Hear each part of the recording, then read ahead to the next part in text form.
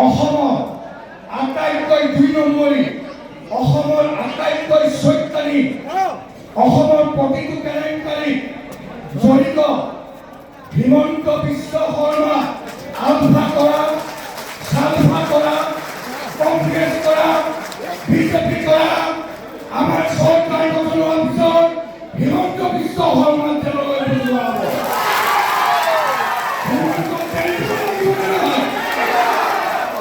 হিমন্ত বিশ্ব শৰ্মাক জেল দিব লাগিব নাই?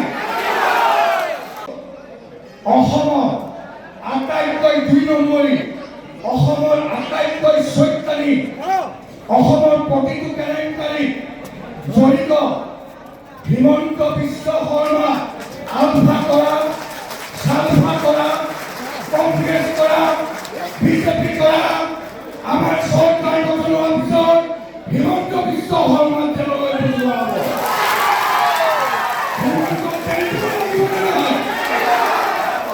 হিমন্ত বিশ্ব শৰ্মাক জেল দিব লাগিব নাই?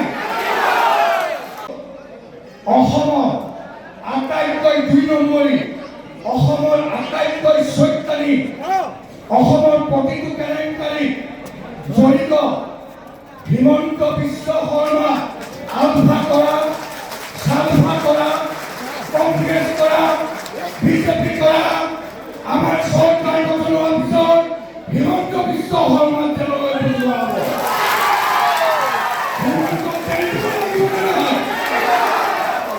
হিমন্ত বিশ্ব শৰ্মাক জেল দিব লাগিব নাই?